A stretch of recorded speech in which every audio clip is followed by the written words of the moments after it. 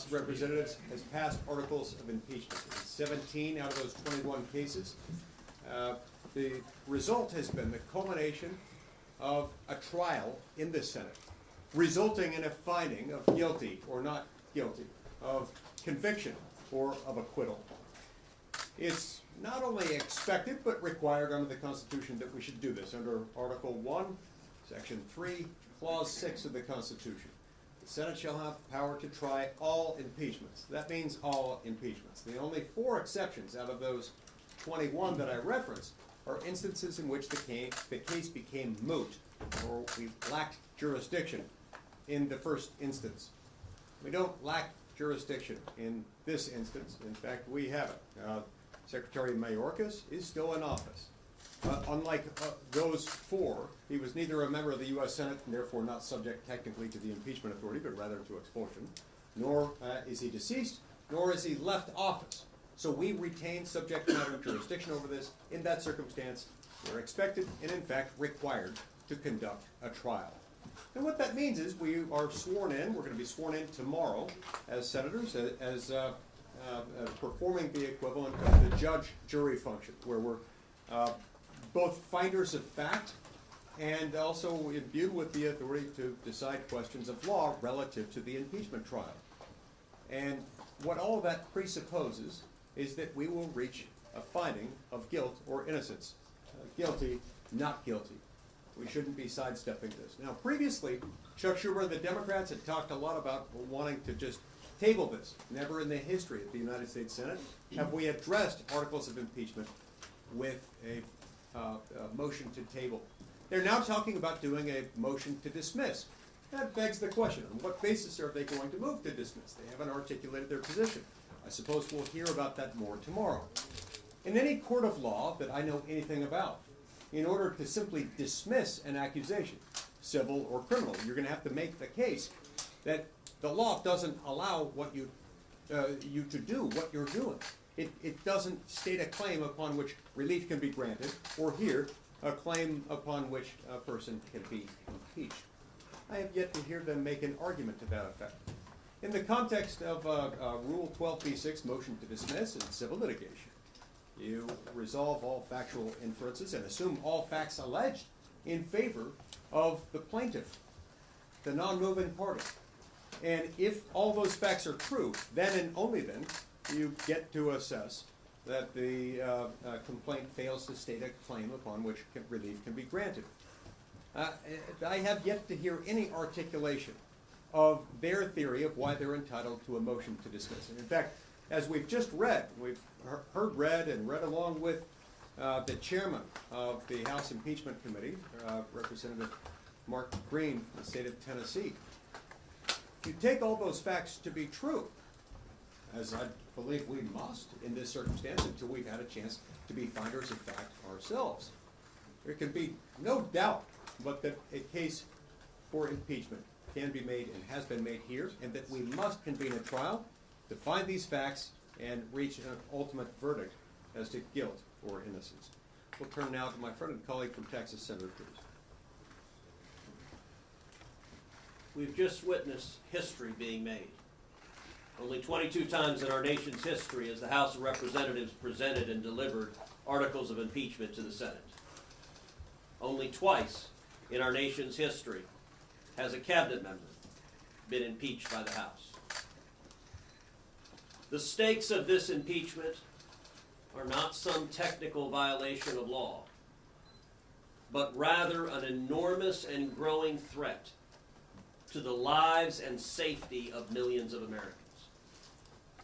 Every year, under Joe Biden and Alejandro Mayorkas, we have seen millions of illegal aliens crossing into this country. Alejandro Mayorkas actively aided and abetting the criminal invasion of this country by criminal drug cartels and illegal aliens, and the consequences have been day after day after day migrants dying. 853 in the last year. The consequences have been day after day after day, little boys and little girls being brutalized by human traffickers. the consequences have been day after day after day. Hundreds and even thousands of women being sexually assaulted by human traffickers. The consequences, which the House managers read out loud in the articles of impeachment, have been enriching the Mexican drug cartels to a level never before seen in history. In 2018, the drug cartels made roughly $500 million from human trafficking. In 2022, they made $13 billion. The single greatest friend the human traffickers have ever had has been Joe Biden and Alejandro Mayorkas. Because under their open border policies, the drug cartels have seen their revenues rise 2,600%. Every week, we see another horrific crime committed by criminal illegal aliens that Joe Biden and Alejandro Mayorkas continue to release. Laken Riley, beautiful 22-year-old woman in Georgia, a nursing student, just out for a jog. Like so many other women are out for a jog today, believing they live in a country where their safety will be protected, and it should have been. But Joe Biden and Alejandro Mayorkas deliberately defied the law. They apprehended her killer when he came illegally into this country. He was in El Paso. Had Joe Biden and Alejandro Mayorkas simply followed the law, they would put him on a plane and float him back to Venezuela, and Laken Riley would still be alive. But they didn't. They defied the law. They let him go. And he went to New York City, another sanctuary city, where he was apprehended again, this time for endangering the safety of a child. If New York City had simply followed the law, if they'd put him in jail, Laken Riley would still be alive. But again, New York City let him go, and this murderer came down to Georgia and beat Laken Riley to death with a brick. Jeremy Caceres, a 2-year-old little boy in Prince George's County, Maryland, just miles from where we are right now, murdered by an illegal alien Joe Biden and Alejandro Mayorkas released. And just a couple of weeks ago, we saw another tragic case. We've discovered that Alejandro Mayorkas and Joe Biden aren't simply allowing millions of illegal aliens in at our southern border, they're actually flying them in from their home countries. Over 320,000 last year, including one individual they flew from Haiti to Boston, Massachusetts. When he got here in Boston, Massachusetts, what did he do? Well, he was just arrested for violently raping a 15-year-old girl who's severely disabled. The consequences of this open border invasion are enormous, and interestingly enough, what you just saw is apparently terrifying. The men and women, the House managers who are here, and thank you for your service coming here, scare the living daylights out of Chuck Schumer and the Democrats. Tomorrow we're going to see Chuck Schumer throw out 200 years of history, ignore the Constitution. Why? Because he does not want these managers to present the evidence of the people dying because of their policies. Not just that have died yesterday and the day before, but the people that will die tomorrow. You want to know how terrified the Democrats are of hearing the evidence? Everyone recognizes the single most endangered Democrat senator on the ballot this year is Jon Tester from Montana. I don't know how many of the reporters were in the chamber for the reading of the articles, but Jon Tester was standing on the floor before the managers arrived. As soon as the managers arrived, Tester turned and ran, presumably into the cloakroom. And if you look at the Democrat side, virtually every Democrat was there, but Jon Tester was nowhere to be found. Because apparently it was too frightening to hear the managers simply read the facts of the people who were dying because of the policies he supports. And as soon as the House managers were done, as y'all walked off the floor, Jon Tester came from the cloakroom and was back on the Senate floor. When sitting Democrat senators have to go into witness protection, it tells you they cannot defend their inhumane policies. The Senate has a clear obligation under the Constitution and 200 years of precedent. We need to hold a trial. We need to allow the managers to present the evidence. And then every one of us who is following the law should convict and remove Alejandro Mayorkas for aiding and abetting a criminal invasion of the United States of America. John Kennedy.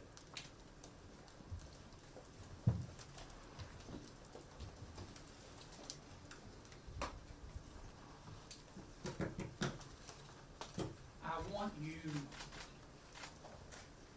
to forget for a moment the debate over the law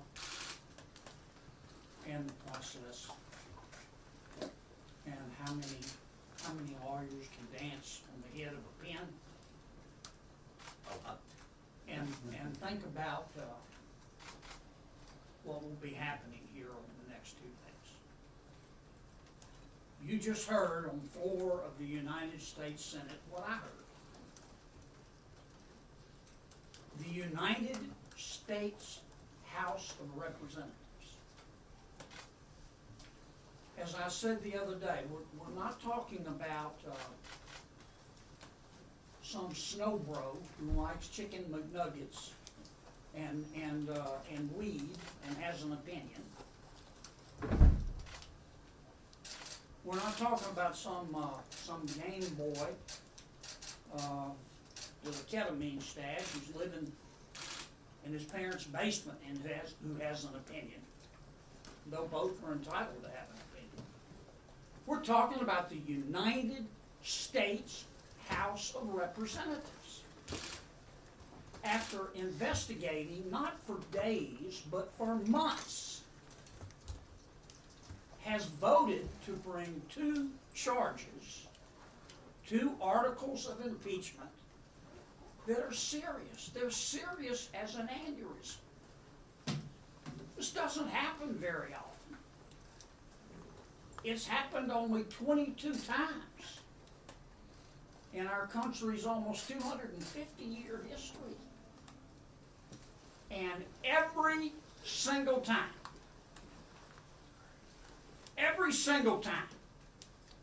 except when the impeached public official has quit, the United States Senate did its job. We held a trial. We allowed both sides to present their evidence, including the United States House of Representatives. But not this time. You're going to see tomorrow Senator Schumer move to table these impeachment articles and accusations. And he's going to tell you that there's no evidence. And here's what I want you to ask. How do you know? How do you know? Because you haven't heard the evidence. In every other case of impeachment, except when the public official quit, the United States Senate heard the evidence. We let both sides present their case, and then we decide. But not this time. And you know what? It has nothing to do with the evidence. And it has nothing to do with what's right. This is raw gut politics. And you know it, and I know it, and the American people know it. The American people may be poorer under President Biden, but they are not stupid. They know a whitewash when they see it. And what Senator Schumer is going to do tomorrow, it is fatuous, it is fraudulent, and it is an insult to the Senate, and it is a disservice to every American citizen who believes in the rule of law.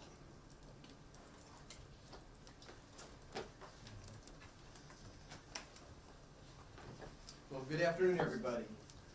Not having an impeachment trial is a true threat to this republic. Not having an impeachment trial is unconstitutional. And even a simple country doctor like myself can read the Constitution and sees that after the impeachment articles are delivered, that we should have an impeachment trial. I think it's important that everybody understand that it only takes 2 or 3 Democrat senators to force an impeachment trial. Just 2 or 3 of them, and they would force this trial to go forward. A vote to stop this impeachment, whether it's through tabling it or discharging it, is a vote to keep the border open. It's a vote to tell the families of Lake and Riley that we don't care. It's a vote to tell the 250,000 families that have lost a loved one to fentanyl poisoning that it doesn't matter, that law and order doesn't matter.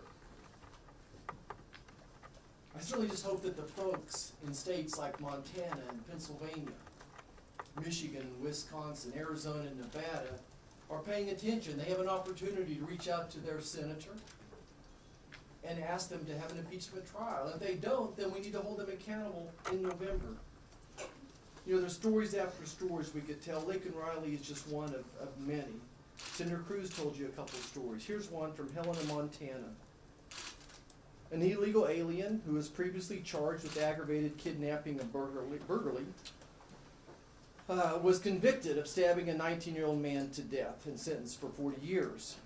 Also in Montana, the DEA seized 77 million fentanyl pills, 12,000 pounds of fentanyl in 2023 alone, enough to kill every American.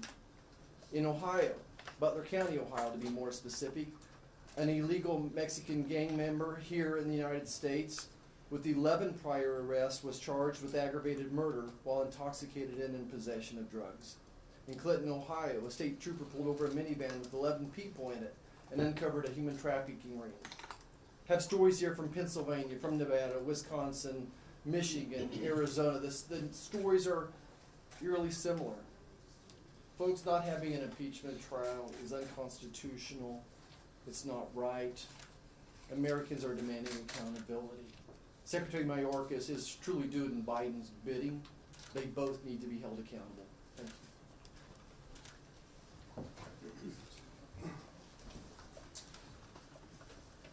you. Sitting in that chamber as the articles were read by the House managers, you couldn't help but be struck by the gravity of the moment. And I do think that the people that are in this room, oftentimes it is easy to get sort of caught up in the 24-hour news cycle, and there's always something happening, and there's always something new, and things shift pretty quickly. But I think it is appropriate for us to take a step back and recognize how significant this is. Our Constitution set up a process by which office holders like Secretary Mayorkas could actually be held accountable for violating the law and the Constitution. For me, listening to that and reading along, and my hope is to hear further evidence, a lot of court cases were cited. I happen to be the Attorney General that brought those court cases, challenging the Biden administration and how they were handling the situation at the border. The court's remedy, of course, was to either uphold what they were doing or strike it down. We have a different remedy, and it is up to the Senate to decide that. There's no sidestepping it. We've dealt with significant issues over 240 years plus in this country. Never once has the United States Senate said we're not going to do that because we don't like the news cycle, we don't like the narrative. We've got a couple people who are vulnerable in an election cycle. There are things that when we raise our right hand and take the oath, take precedence over a lot of the stuff that we typically do, which is why we're moving to an impeachment calendar. And I suppose I'll close with this. To Chuck Schumer himself, you still have time to do the right thing. You still have time to do what has always been done, which is to actually hold a trial. If you don't, and you go down this path, I think you will earn your place in the pantheon of one of the worst senators to ever serve in this chamber. And you can pick who a couple of them might be, but Chuck Schumer, after this week, if he does what I think he's going to do, certainly belongs in that category.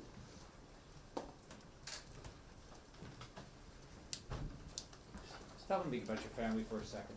Just put a picture in your face, in your mind.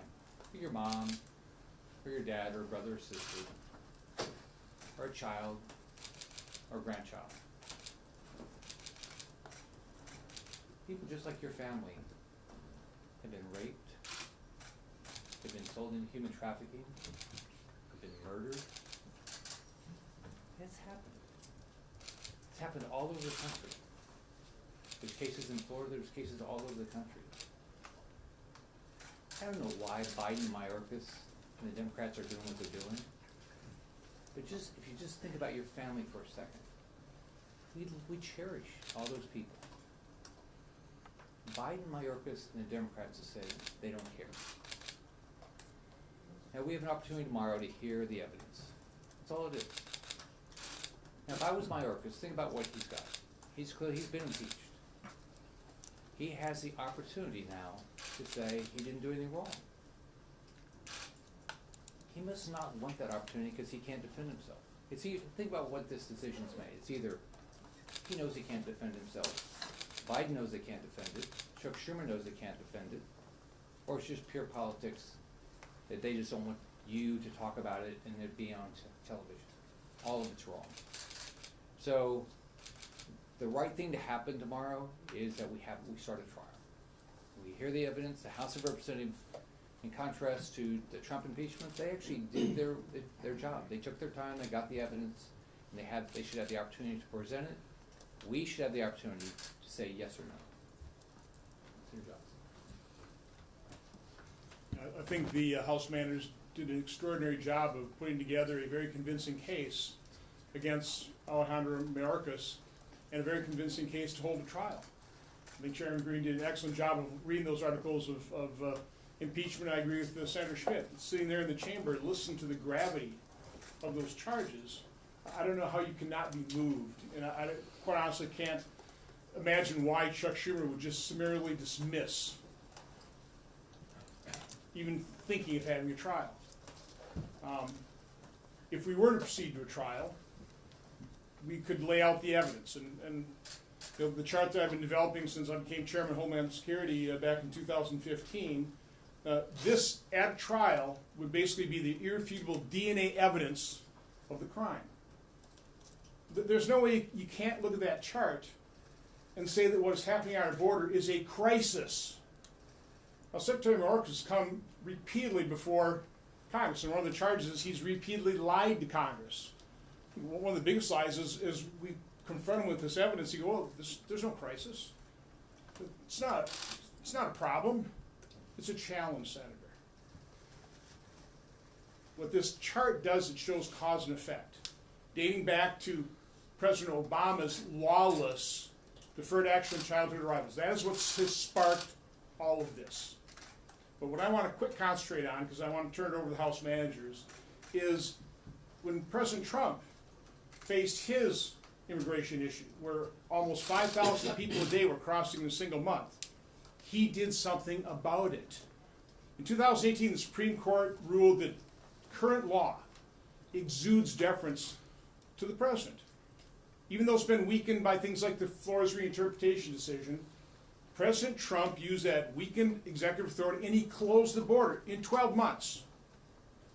In addition to that, with COVID, he enacted Title 42 and expelled people under that title. So you can see the difference of the number of people coming in at that time is just minuscule. We have the border secure until President Biden and Secretary Mayorkas came into office and did not faithfully execute the law. That is the high crime misdemeanor because it has put Americans at risk. It has cost American lives. That's why the case is so compelling. That is why the Senate must hold a trial.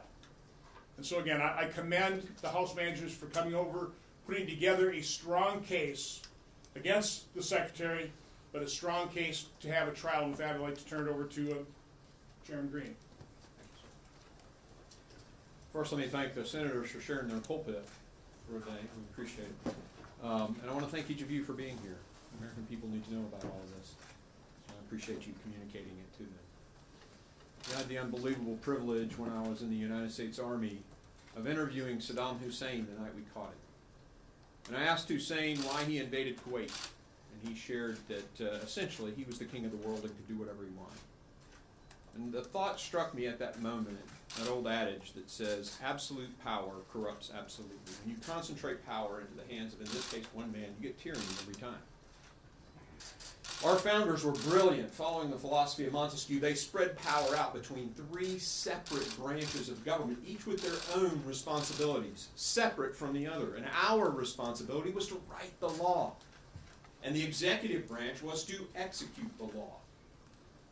Not to pick and choose which ones they wanted to, but to execute the laws. The Immigration and Nationality Act is clear, shall detain. And in the case of criminal felons, shall detain and deport. The law says it. Nowhere does the law say to a district attorney, you shall capture every murderer, but in the case of this law, it says you shall detain everyone. Mr. Mayorkas has worked to create policies intentionally to subvert those laws, totally disregarding this co-equal branch of government. I took the oath of the Constitution for the first time at 17 on the plain at West Point. That Constitution means something to me. This is how we get freedom, by spreading power out. When one executive branch official thinks they can just willy-nilly do whatever they want, disregard the other branch of government, that is a road to tyranny. That's why this means so much to me, and that's why we spent 10 plus months investigating and resulting in the first ever impeachment of a sitting cabinet secretary. And I hope Leader Schumer allows a trial. Again, thank you for the opportunity to share. And I'll be followed by my colleague, Mr. McCall from Texas. Thank you, Mark. Let me say thank you for the hard work in our investigation over the last year. Thank you for your service to our country in the United States Army. I served as the Deputy Attorney General for Criminal Justice, the Federal Prosecutor, Counterterrorism, Chief of Counterterrorism and National Security, State of Texas. I've never seen this board more out of control. I was the chairman of the Homeland Security Committee. I've never seen it like this. Why? Because on day one, Secretary Mayorkas made the decision to reverse the very policies that were working, migrant protection protocol, and remain in Mexico. Don't take it from me, Border Patrol, the head of the Border Patrol, Mr. Ortiz, said it had a direct cause and effect as to what was happening prior and after. And the movie we've seen since then has become a nightmare. And those of us from Texas know that, and we see it. But it impacts every state in the country now.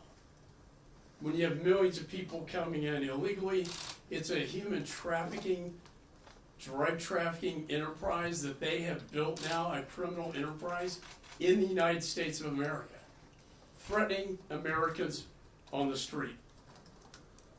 Let me tell you what I think the most egregious violation was this, as we studied this case. Under 8 U.S.C.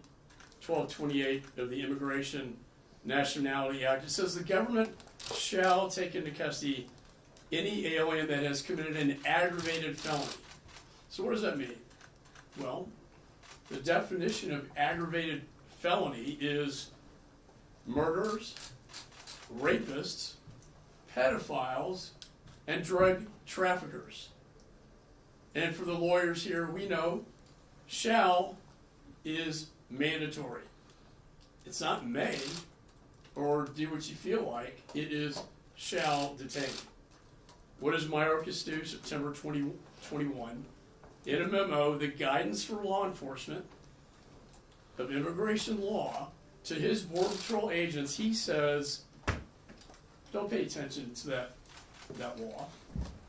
Whether a non-citizen poses a current threat to public safety is not to be determined according to bright lines or categories. He says our personnel should not rely on the fact of conviction or just a database search alone. He violated the law. He violated the intent of Congress.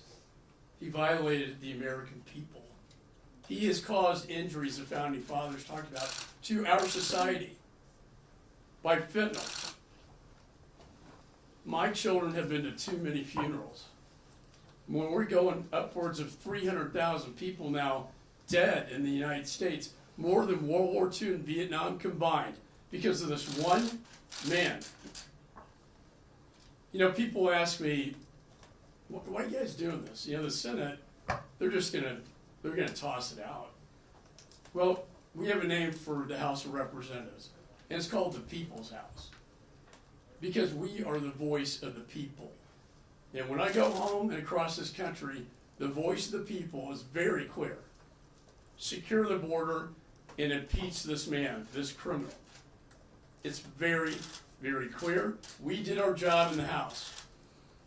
And I pray that Senator Schumer will do his job in the Senate as he is required to do under the Constitution. I want to close with this.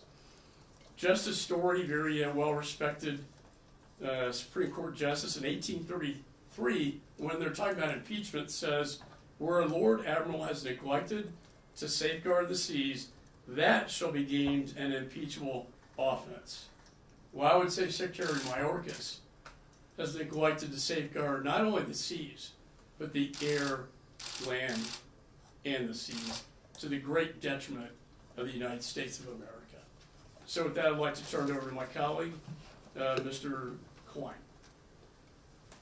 Thank you. Thank you, Mr. Chairman. I'm Ben Klein. I represent the 6th District of Virginia, the Shenandoah Valley, and a border district, just like every other member of Congress. I want to thank the senators for hosting this today. I'm here along with not only the Chairman of Foreign Affairs and the Chairman of Homeland Security, but also my colleagues who are impeachment managers from the Judiciary Committee, myself, Ms. Lee from Florida, and Mr. Biggs from Arizona. We are attorneys. We have been prosecutors. We have been defense attorneys. We have been judges. Congresswoman Lee has been a judge. But we know the law. We know the Constitution. We are used to studying cases, determining the facts, and laying those facts out, not only to juries, but to the public. And in this case, it is clear, and we look forward to laying out that case to the Senate and to the members of the Senate individually, that Alejandro Mayorkas has violated the law, has violated the public trust, has violated his oath to the Constitution of the United States. So we look forward to laying out those facts. You know, I trust this institution. I have great respect for this institution. I have great respect for the individual senators. I have respect for the Constitution. And I would only ask, we would only ask, as managers, that the Senate show us the same respect by hearing those facts, by hearing that evidence, and by respecting the American people who sent us to Congress, and on behalf of whom we are here presenting these articles to the Senate. Thank you. With that, I'd like to hand it over to Congresswoman Lee. The American people deserve to hear the facts and the evidence that led us to this day. The American people deserve to hear the things that we in the Committee on Homeland Security heard. The staggering statistics. The deliberate implementation of policies that led to this crisis. They deserve to hear the impunity with which Secretary Mayorkas subverted the law.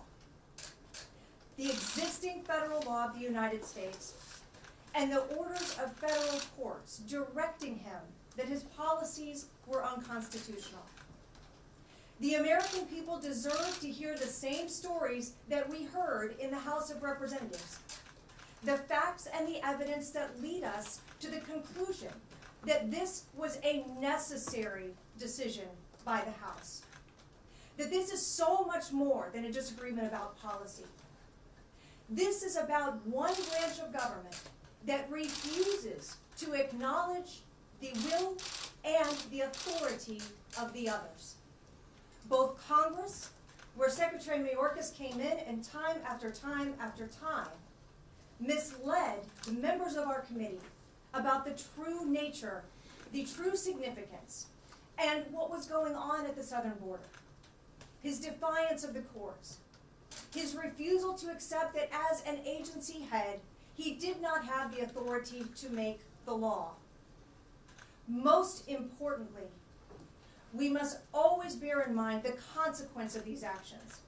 That every day that these policies have been in place, that every day that Secretary Mayorkas has been in his job, Americans are less safe. The catastrophic consequences to our country, by the failure to control our southern border, by the failure to understand who has come to our country, where they are, and what their intentions may be, is a fundamental breach of the public trust. The House of Representatives has done its job. It is time for our colleagues in the Senate to do theirs.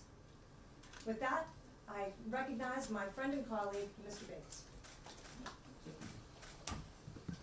Thank you, Representative Lee, and I thank all of my colleagues from the Senate and the House who are anxious to see a trial take place in the Senate as I am. I'll never forget sitting in Judiciary Committee when Secretary Mayorkas was testifying on one occasion. We said to him, is the border operationally secure pursuant to the Secure Fence Act of 2006? And at first he said yes. Of course, then we put the statute up. And he said, well, you know, nobody can really ever attain operational control of the border under this statute. He says, so we concocted our own rubric, and we feel like the border is secure. Now, mind you, at the time, we were setting record apprehension month after month. Record number of encounters, record number of known gotaways, and a similarly large number of unknown gotaways. Well, in the case of the U.S. v. Texas, the Solicitor General for the Biden administration admitted in that particular case that when an executive branch determines it's not going to enforce the laws, that the framers, quote, that the framers intended political checks in that circumstance.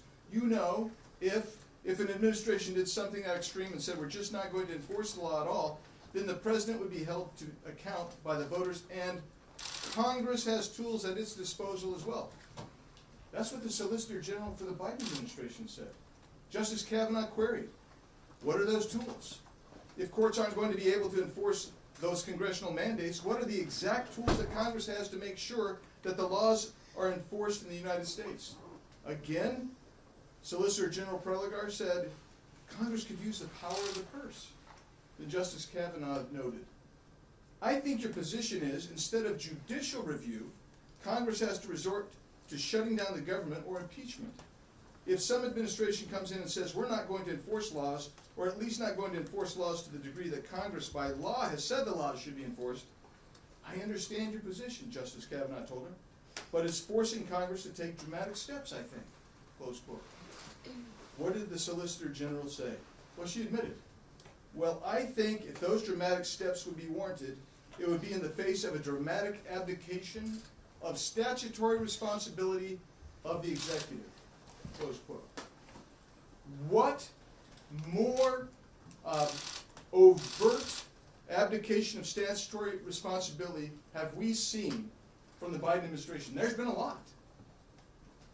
But what this particular secretary has done, he is responsible for literally hundreds of thousands of deaths of U.S. citizens. I had in my office just yesterday 2 friends who live along the border, and the traffic on their ranch has increased 4-fold under this particular administration. Now, we could go into high crimes and misdemeanors. We could go into evidence that we have to show, but I will just tell you where the evidence leads always. It leads to the fact that this is willful, purposeful, and intentional on the part of Secretary Mayorkas. This is not some notion of incompetence. This is what he said when he early on said, we're not telling you not to come. We're just saying don't come now. This is what he meant when he issued that September 2021 clarifying memo saying, you know what, it doesn't matter if somebody's here illegally, It doesn't even matter if they're here under criminal auspices. We're not necessarily going to do anything about them. It's going to take something far worse. And even then, not necessarily going to do anything. So, there is much to be said and much to be done. But I can tell you this. There are a multitude of statutes that require, no, not a suggestion, not a wish, but as Justice Alito described it, a congressional command that this secretary and his agents detain and in some cases removed. And this secretary has said, I'm not going to do it. And that leads me back to the original point. I'm not going to go through all the evidence here for every case, or for every issue that we've got. But we're ready to go, Mr. Schumer. We're ready to go. But it leads us back to this point, that even the Biden administration agrees with. If an executive branch agency has fully abdicated its statutory requirements, its duties, its responsibilities, then there is really only one alternative, and the House did its job. We impeached. And now it's time for the Senate to do its job and let that trial take place, and let us see if Secretary Mayorkas should be removed from his office. That's what the founders intended, that's what history has indicated, and that's what is necessary in this case. And with that, I turn it back over to my friend, Senator from Utah, Mr. Lee. All right, let's open up for questions. Yeah. Senator Lee, what steps can you take to try and force a trial to take place? And are you already negotiating with Democrats for the process tomorrow to try and come up with an opportunity for you guys to present options in terms of forcing a trial? Yeah, look, we convene at 1 o'clock, whereupon we'll be sworn in to decide the case as deciders of fact and judges of the law in this case. After that, motions will be entertained, and in theory, you can have unlimited motions while you're discussing those. Historically, what's happened is that once we receive the impeachment articles, again, if the case hasn't been rendered moot by vacancy or death, then the Senate negotiates a standing order in order to govern the intricacies of the trial. This is a little bit akin to what happens when you go to a pretrial conference with a judge. You set out the timing for pretrial briefing, and then the timing for the presentation of opening statements, cross-examination of witnesses, and so forth. So that's what we would do. And the Democrats, if they choose to take this unfortunate step tomorrow, moving either to table or alternatively to dismiss, they're going to have to make the case of that. But they can't just make it up. They can't just ignore the fact that we have the power to try all impeachments. Anybody want to add to that? Yes, sir. Yeah, in terms of what's acceptable as a trial, that there's in the past been the Senate has had trial committees for judicial impeachments. Would that be something that's an acceptable alternative, or does this need to be the full trial on the floor of the Senate? Yeah, look, I know a number of us would prefer to have a full trial on the floor, but both are acceptable. There have been times, and Senator Cruz and I have both drafted proposals to follow one of two different impeachment patterns. One, full trial on the floor, another referral by the Senate as a whole to a select committee. The select committee conducts a trial, and then after it completes its work, the matter falls back to the Senate. So the select committee would be acceptable? Either one would be acceptable. Senator, I know last week when we were talking here, several of you, Senator Johnson, Senator Lee, talked about the fact that this is a place that functions by unanimous consent, and that if there were no trial, there would be repercussions for that. Sounds like tomorrow we'll know whether or not there's going to be a trial. Does that threat still stand? Absolutely. What does that look like then? Well, what it looks like is that instead of the more or less full cooperation that normally pervades this place, as is necessary for it to operate, I mean, I don't know how many unanimous consent requests are made and granted in a particular day, but it's a lot, and some days it's more than others, but the place can't function without that. Last night I forced an additional procedural vote that we wouldn't have otherwise had to take in light of what they were doing. And if they take a weaselly way out of this, if they betray our constitutional obligation to the Senate. I think we have an obligation on our side to make clear that that's not okay, and that doesn't involve simply looking past this as they run roughshod over the Constitution. But like, does that apply to everything that is attempted to be UC going forward, or is it sort of like a? Everything should be on the table. This is ridiculous. I mean, just think about, we got families all over this country. They've been devastated over this. And so we should take this very seriously and hold the Senate accountable for not doing their job. This is so simplistic. You have a trial. And so I think all of us should stand up and say, if we're not gonna get a trial, then everything's on the table. This is ridiculous. What would be an acceptable timeline for a trial? Let's say if there was an agreement to do a trial just tomorrow and it wraps at the end of the day tomorrow, is that too short? Is there some sort of timeline you're considering that would be worthwhile? You know, I don't think there's any one of us who has identified a certain minimum standard by which a trial would have to occur. For me, at least, you know, I suppose if they had to, they could fit their presentation into a day or two. A lot of that would probably need to be in consultation with the House prosecutors to figure out what they need, but I would be far more comfortable, even if it were a truncated period of a day or two or three or whatever it is, be far more comfortable with that if that means that we ultimately reach a verdict. That is our job, after all. What they're wanting to do is sidestep any verdict, and there's no planet on which that's acceptable. Now remember, as I indicated earlier today, their plan was to table. Table means that you're just setting it aside. You're not speaking as to its validity, if it's valid, non, you're just setting it aside saying we're not going to touch it. That isn't a thing. After we talked about that for the last week or so, 2 or 3 weeks, apparently they're becoming less enamored with that idea. Now they're talking about a motion to dismiss. I don't think they know what that means. You can't just dismiss legal proceedings, whether they're civil or criminal. In the civil context, it's typically under Rule 12b-6 of the Federal Rules of Civil Procedure. You have to establish that the plaintiff has failed to state a claim upon which relief can be granted. Maybe that's what they mean. If so, they haven't made their case. Maybe what they really mean is a motion for summary judgment. But a motion for summary judgment is taken after you review the discovery materials, and you conclude that there are no material disputed facts. There are no genuine issues of material facts that need to be resolved by the finder of fact. That ultimately is the role of the trial. They haven't made that case either. So regardless of how long it takes, we need to get to the point of guilt or innocence. And I would also say Chuck Schumer spends a lot of time on the Senate floor talking about extremists and threats to democracy. I think he's found the enemy, and the enemy is him.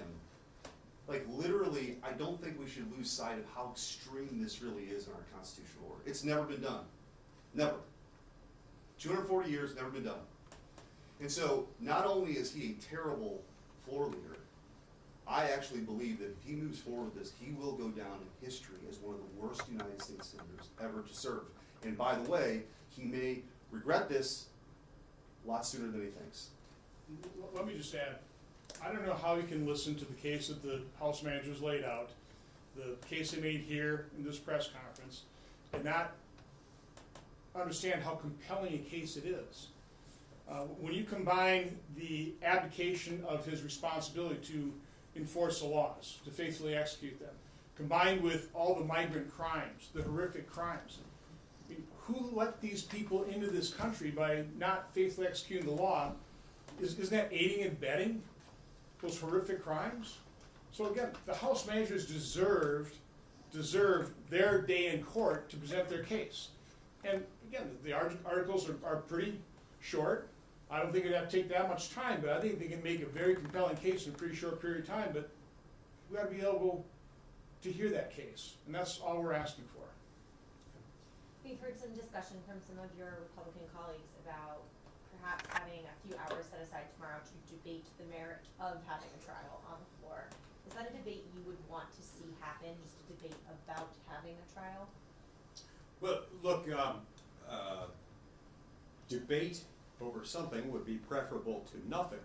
It still doesn't substitute for us doing our jobs, performing our constitutional responsibility under Article 1 Section 3, Clause 6, which says the Senate shall have the power to try all impeachments, not just those impeachments that the majority party feels like addressing, not just those impeachments that the majority party finds it politically expedient to address, but all of them. Remember, it hasn't been very long, 4 years ago since we dealt with the first impeachment trial of Donald Trump. We received that at the time when the Senate Republicans were in the majority. We didn't want to have to deal with that. We didn't believe that the impeachment was warranted, and it wasn't. But we held the trial anyway because it was our job to do so. What we're asking here is no less than that. Thank you. Thanks.